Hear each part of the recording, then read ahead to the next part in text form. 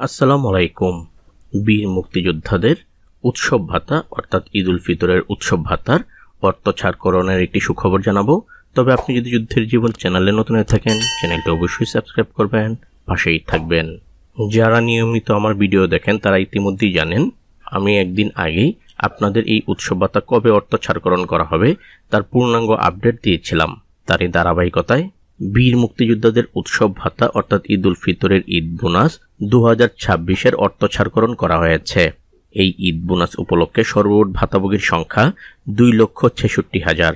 সেই 2,66,000 ভাতাভোগীর অনুকূলে সর্বমোট বরাদ্দ রাখা হয়েছে 196,29,37,327 টাকা। চলতি 2025-26 অর্থ বছরের বাজেটে বীর মুক্তিযোদ্ধাদের পূর্ণাঙ্গ তথ্য সম্বলিত ম্যানেজমেন্ট ইনফরমেশন সিস্টেমের ভিত্তিতে গভর্নমেন্ট টু পারসন G2P পদ্ধতিতে ইলেকট্রনিক ফান্ড ট্রান্সফার প্রক্রিয়ার মাধ্যমে বীর মুক্তিযোদ্ধাদের উৎসব ভাতা অর্থাৎ ঈদ উল ফিতরের ঈদ বোনাস 2026-এ এই অর্থ ছাড়করণ করা হয়। সর্বমোট 552টি উপজেলার মধ্যে এই অর্থ ছাড়করণ করা হবে। তবে বীর মুক্তিযোদ্ধা সম্মানী ভাতা বিতরণ আদেশ 2020 অনুযায়ী এ সম্মানী ভাতা প্রদান করা হচ্ছে বিধায় বাংলাদেশ মুক্তিযোদ্ধা কল্যাণ ট্রাস্টের আওতাধীন শহীদ যুদ্ধাহত খেতাবপ্রাপ্ত বীর মুক্তিযোদ্ধাগণ এ বরাদ্দর পত্রের আওতায় প্রদত্ত ভাতা প্রাপ্য হবেন না। তাদের জন্য অন্য বাজেট হবে।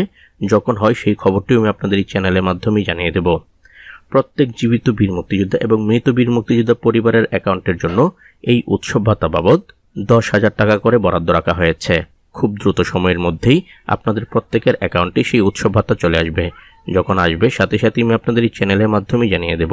ততক্ষণ পর্যন্ত সবাই ভালো থাকবেন, সুস্থ থাকবেন। আল্লাহ হাফেজ।